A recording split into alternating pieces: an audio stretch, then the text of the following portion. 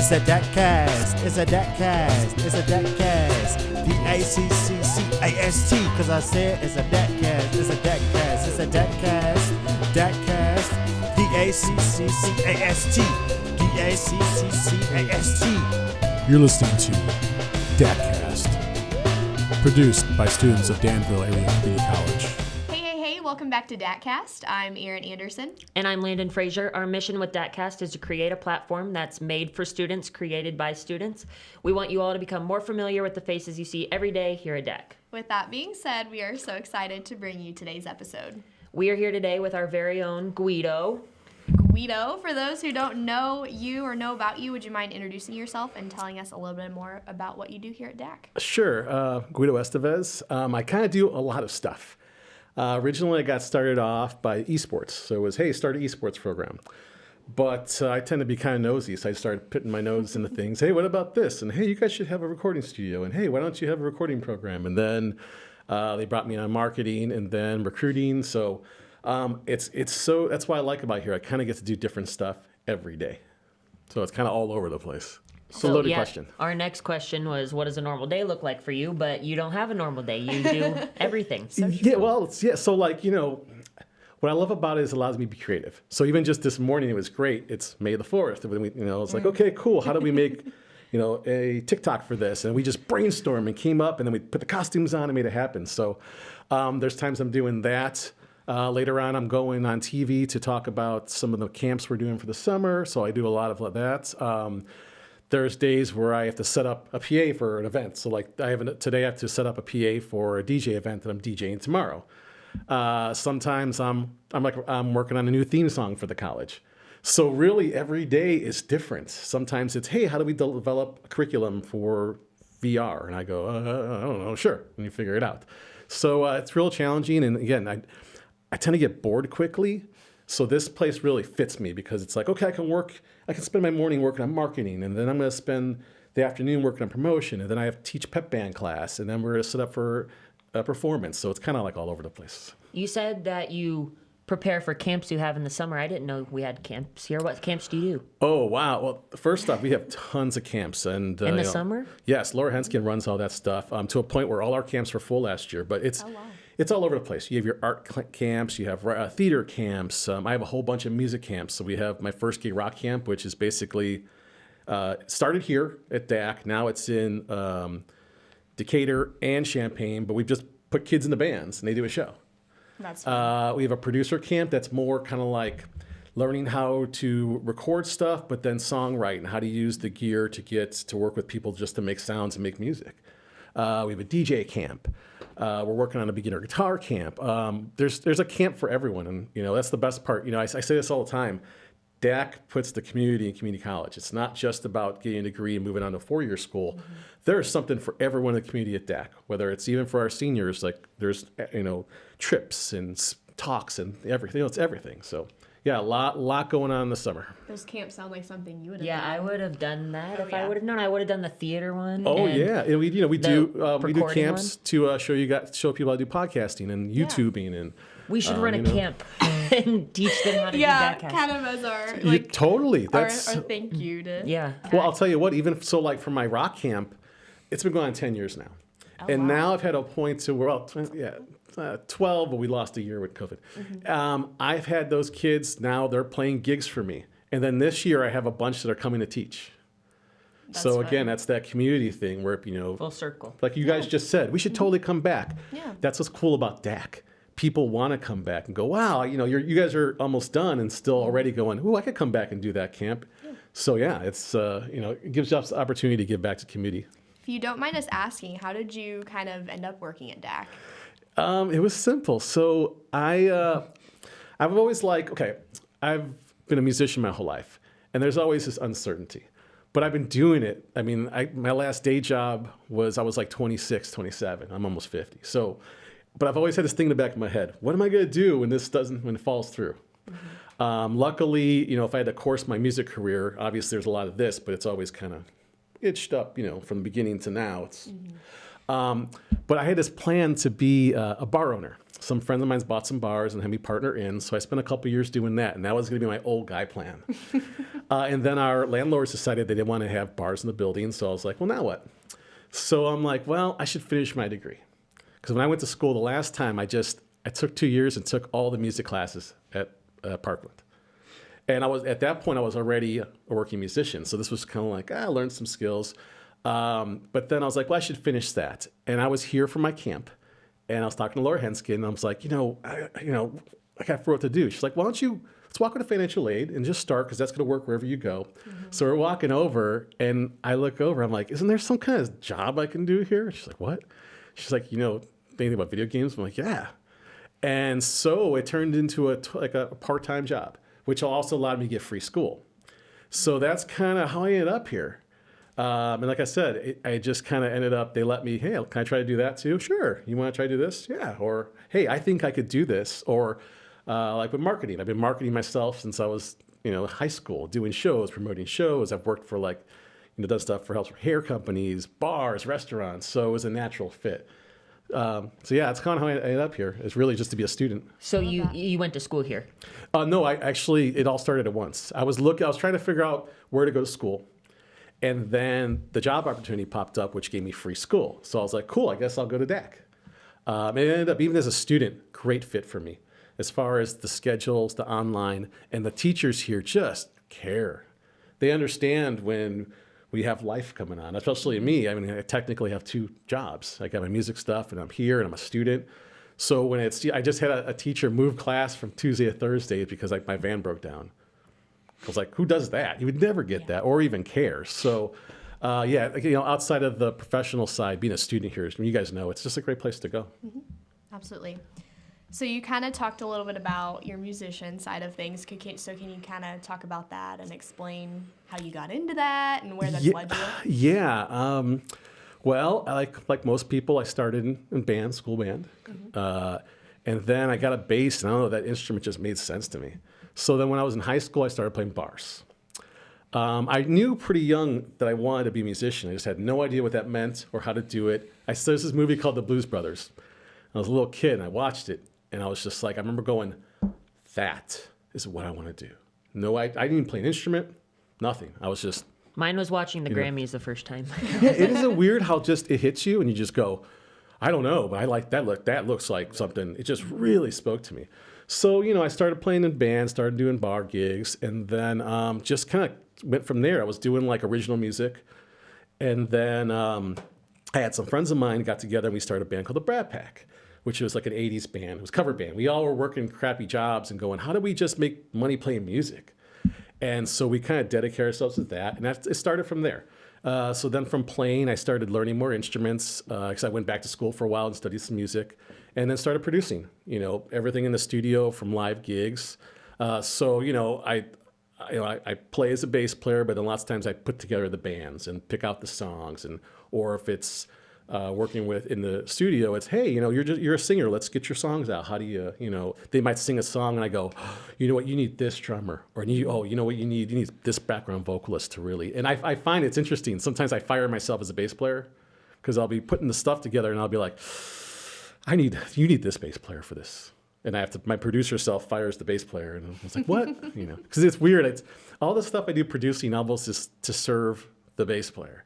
So I'm producing a gospel show in 2 weeks, but it comes from, I want to play a gospel show, but I'm not getting a call for a gospel show. So I just produce one and I make it happen. But that means I do all the other stuff, the booking and the arranging. I always do this. It's like, that's really what I feel I do in life, is just kind of look around and go, all these pieces, just put them like this. And then we got this and we got that. So. Love it. Did you have any other jobs leading up to here at DAC, or did you just play in bars and stuff? No, I just played music. But that, sometimes I taught, sometimes I produced. But yeah, I've been really lucky. 'Cause, to have a career in music is hard enough. But to do it as long as I have and still actually continue to kind of, as I push forward and do more things and I always try to avoid being stagnant. But yeah, I'm blessed, and I know so many artists who aren't as lucky, who have to do stuff they don't like. I get to do what I love, so yeah, it's good. What do you think you've gained from your time here at DAC? Well, it's interesting because I feel like I went back to school because I wanted to figure out some kind of job for myself, and I got the job. I kind of got to make the job that I was going back to school to get, if that makes sense. Yeah, I think I said it's just the variety of what I get to do. It is so cool to go to a place to where I feel creatively challenged in a day job environment, which I never thought I would have. Like I said, there's days we're making TikToks, and there's days I'm writing music, and there's days we had a student come in and she's like, I wrote a song. I'm like, okay. And she's like, and all she could do was sing it. She couldn't figure out chords, but to go, well, I'm going to teach you how to do that. And to show her that it's really simple. Like, I don't know. Music takes a lot of practice and a lot of work, but its basic core is simple. Music's easy. So, getting a chance to just do something like that every day, something different. So yeah, it's a great fit for how my brain works. I know you kind of already answered this question, but did you ever think that you would end up in a position where you get to do so many different things? No. It's so funny. So you ever hear someone ask you a question of like, if you can go back in time? Yeah. I'm like so fearful. So like, I remember most of my dreams. It's really crazy. So like, I remember after thinking about this, I went to sleep and I had a dream that I woke up and I was younger and I was so sad because I was like, how am I ever going to make everything work to put me where I'm at, like right now at my age? I mean, there were so many factors, like even just talking to Laura, which brought me here. And, that the college was looking to do a new music program. I'm like, I can help you guys with that. So everything in my life, it's so crazy. It's like these little things happen and it makes, without those little things, I don't get to where I'm at today. Yeah. So, just so many coincidences that have made my life I end up like, there's been times where I was playing with Chicago Blackhawks, playing for 22,000 people, but how that happened was someone called the wrong band kind of, and we were like, no, we've done that too. And they're like, okay. And we got the gig. That's so cool. I saw you last semester on WCIA, and I was like, Guido's rocking out on WCIA. That's so cool. Let's talk a little bit about the esports team that we have here at DAC and you run. It's developed kind of into this big thing. Yeah, esports, and for those who don't know, esports is competitive gaming. It's blown up. So what's nice is with the esports, basically our teams compete against other community colleges, just like any other sport. It's a lot of fun. There's also a social aspect to it. What I like is it gives the campus like a campus vibe. So if you go to a four-year school, people are living there, they're kind of there. With community college, people tend to kind of just go to their classes and come home. With the lab, people have a place to hang. After school, before school, they're there or just doing homework. It gives them that sense of like, hey, it's my spot. So that's been a really fun part with the esports. And just really, with anything, I say this a lot, having people use their passions to further their goals. So not everyone in esports is going to be a professional gamer, but hey, they might get a scholarship from it. It might be the thing kind of keeping them in school sometimes. So, sometimes middle semester comes around, and you're like, oh man, it's cold out. Oh, but you know what? I got practice. I got to go. So, it's this incentive on top of I have to stay on the kids for their grades. So if you're not an active student and doing well, I have to go, hey, you need to be a good student, but also what do you need? Is there something I can help you with? Do you want to talk to a teacher? Conversely, teachers can come to me and go, hey, kids have been in class by seeing you in your lab. And I get to go, oh, really? And go in the lab and go, dude, go to class. Or, So yeah, it's been so much more than the competition. On top of, I feel like as an athlete, there's not a lot of us are athletes, but there's a lot of things that go along with competition that are good for you. And so this allows people to compete and get those things who might not have. So, when we host stuff, you see kids, it's their first time competing. You know how it is. It's just, you got to learn how to lose sometimes. You got to learn how to get your butt kicked and go, coming back tomorrow. So it's been really fun to kind of give the kids that experience. Do you get to travel with esports? Do you get to travel to other? Eventually, yes. But so with COVID, things are seriously just opened up. But yeah, there's our kids. Any like tournament they want to go for, if they make it to the higher levels and have to travel, we'll send them. That's awesome. We just hosted something here, right? Yes, we hosted ISHA. It's the high school sectionals. So it's the level before state. We had about 60 competitors from 16 different schools. They were here all day. And again, it was great for them to show up with their jerseys. And again, a lot of these kids had not competed. So they're going to a new school and they're beat a team. And they come in together and they have those times in between matches or like, in music, we call it the van time. That is when you have to travel with someone a lot, you have a bond. And it gives them that. So yeah, it was really exciting. I'm really hoping to get it back next year, but it was so fun. The kids were great, and it was just a blast. Sounds super fun. Did you have any mentors that helped you get to where you are today? Oh boy, the list is many, many, many. It's funny. Like with mentors, it's not always about someone older. Sometimes it's just about people who can you kind of try to keep up with. It's kind of like a brother-sister thing. So I've when I first started playing, I had some guys a couple years older than me that we started a band, but they were just a little older enough to kind of show me the way. I'm always asking people for help, even like tons of times, like Keith Miller in our department, he knows how to do stuff. I don't know. What's that? Or how do you do this? Oh, so I think people have to have themselves open to always looking for mentors, not being too afraid to ask for help and being humble. I'll reach out to anyone to go, hey, how'd you do this and that? And I hear this a lot, like, why don't people do that more? And I'm like, I don't know, because you have to, like I said, always be a student, always be listening and looking to learn. Like I read a lot, so I'm always, my wife's always making fun of me. She's like, what are you learning about now? And I'm like, string theory. So yeah. Would you say that you get to learn from your students as much as they learn from you? Absolutely. Outside of a teacher, if you have to teach something, you have to break it down. So you're going to really have to figure it out. And, for me too, is even teaching stuff that to me it was kind of easy and going, oh, wow. And being able to sit back and go, okay, how do you teach this when it came easy to you?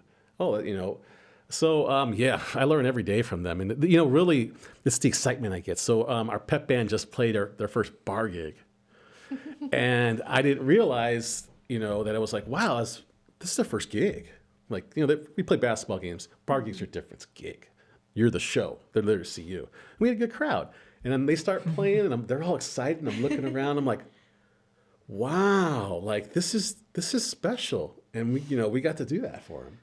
So, it's just going, being a small part of their journey. So even when I see my kids, kids now, they're like 23 and they're playing gigs with me and things. So yeah, the rewarding, it just gets better and better and better. The more you put in, I find, especially I've been doing this for a while now, they're byproducts of what myself and my friends are doing that I never saw.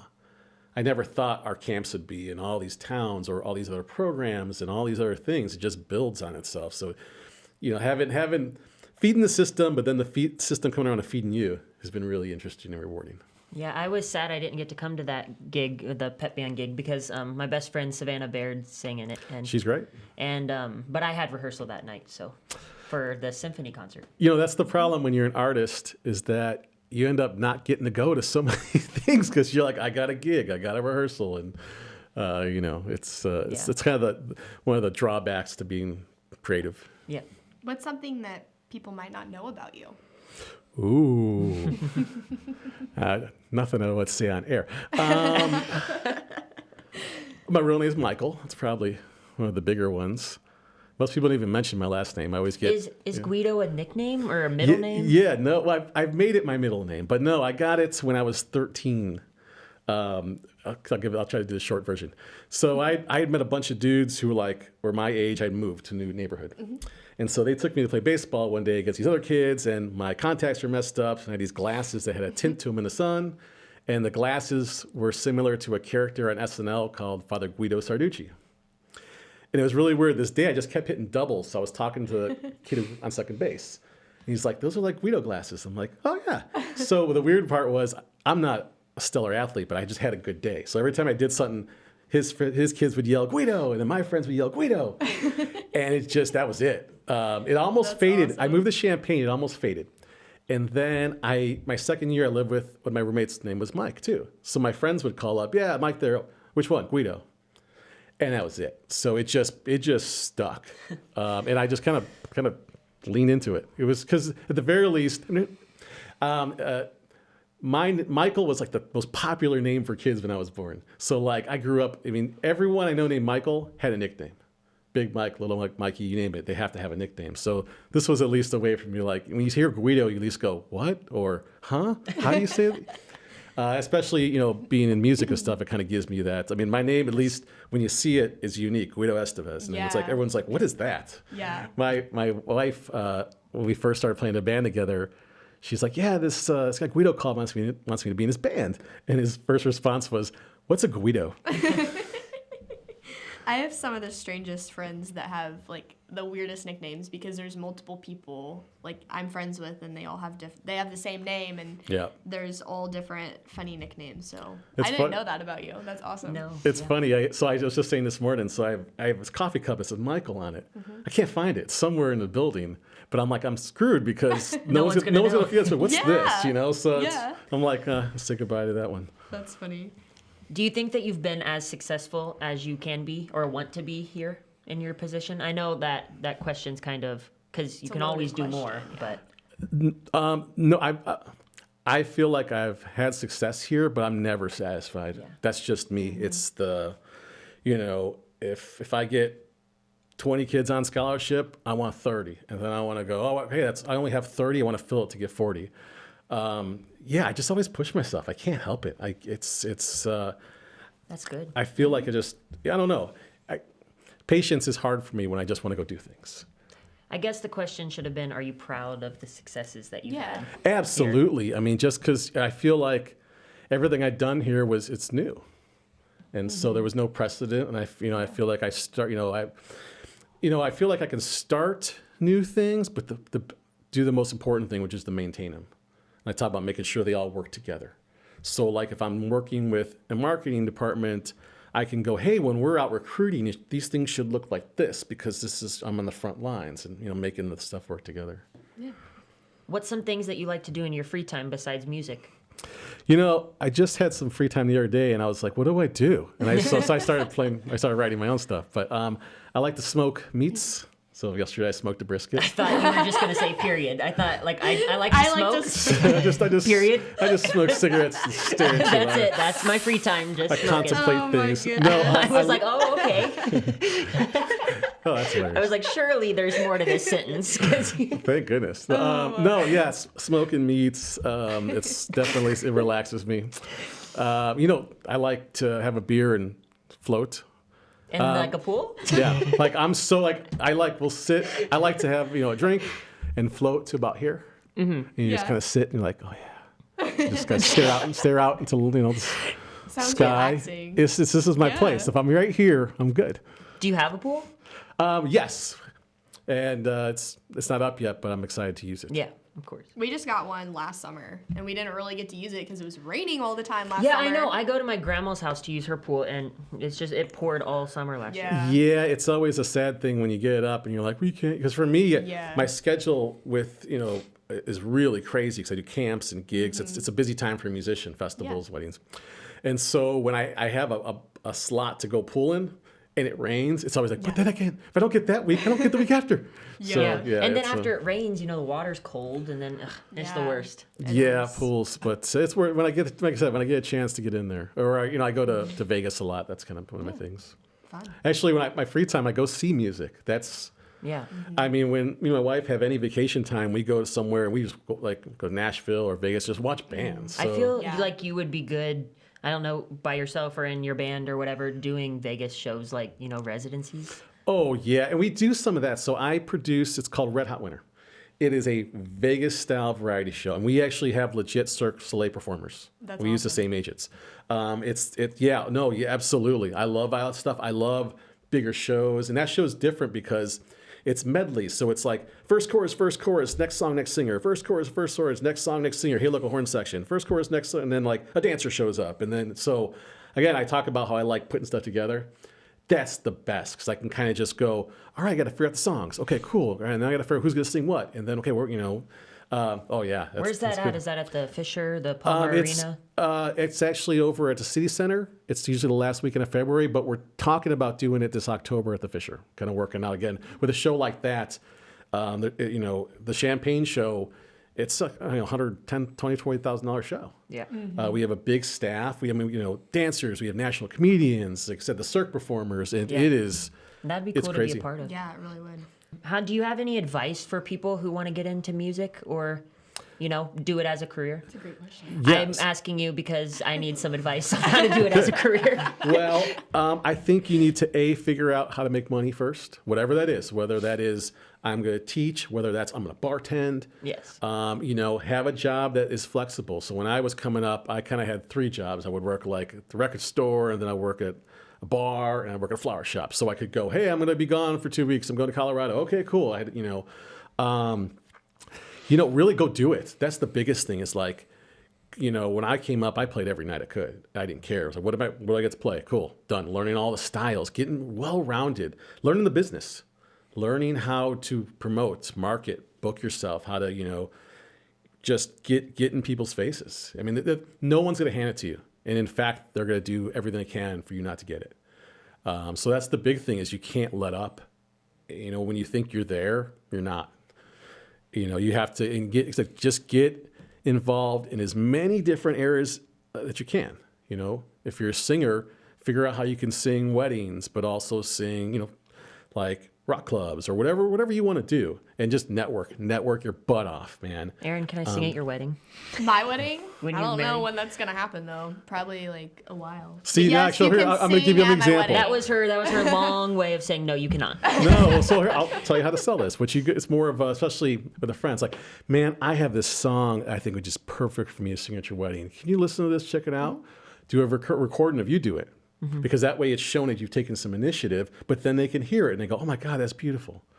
So yeah, again, taking that initiative and making it happen. You have to understand, it's just as hard to be a working professional artist of any kind as it is to be like a professional football player. And if you look at the stats, it's almost less because there's less money on the far end. But, the odds are against you, but also I've always used that. I always have a story how I came over from a gig one time in high school and I'm like, man, look at me, all this money, it was great. And he's like, well, can you do it every weekend? I was like, no, but I will.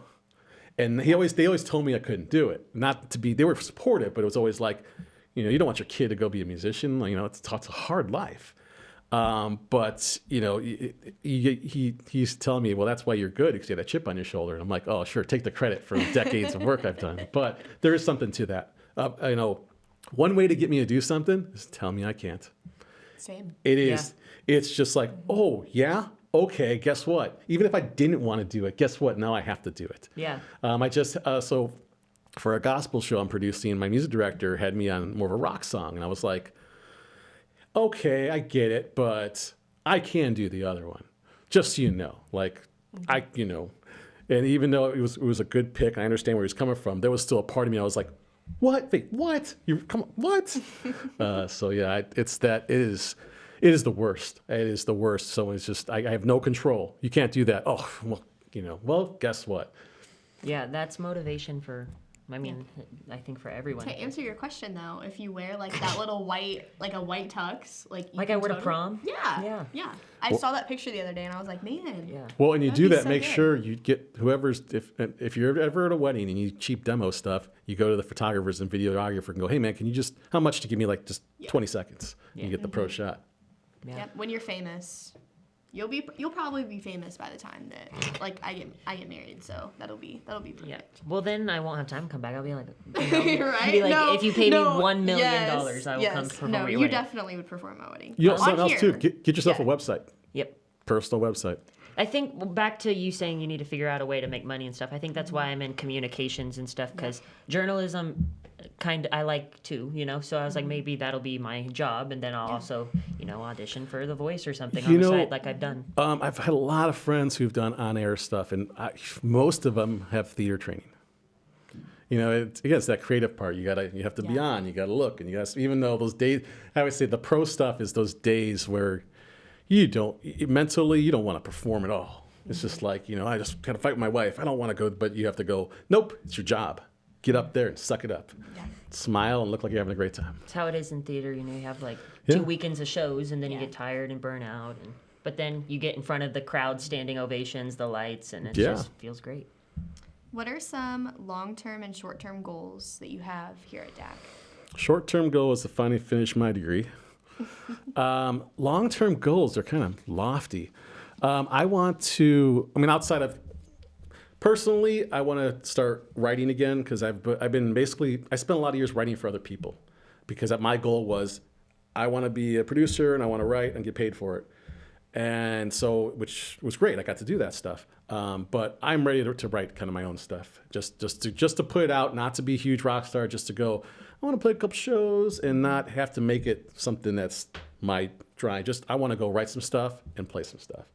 And as far as here at DAC, it's a slow burn. I want to develop these, basically our training grounds for esports and music, so that the college can kind of start with the kids younger. So by the time they get to me at the college, they're rocking. So it's a farm system for both. And so that's been my biggest thing, is just kind of doing that and getting the word out about the college, just kind of building it from the ground up. So it's going to take a while. It's like, if you like sports, it's the running game. But it's just, that's where the impatient part comes. I want it now. And even though we're doing great things, I'm ready for what's it going to be like 4 or 5 years from now. I want to have all these key people I've been working with in college, but I have to wait. So be patient. I have to be patient, but I do. We're on the right track. It's just, it's slow for me, because it's ground up. And anytime you start from the ground up, you're starting from here. But luckily, I have a lot of experience of starting things from here. So Before we go, how about you tell us a little bit more about your family?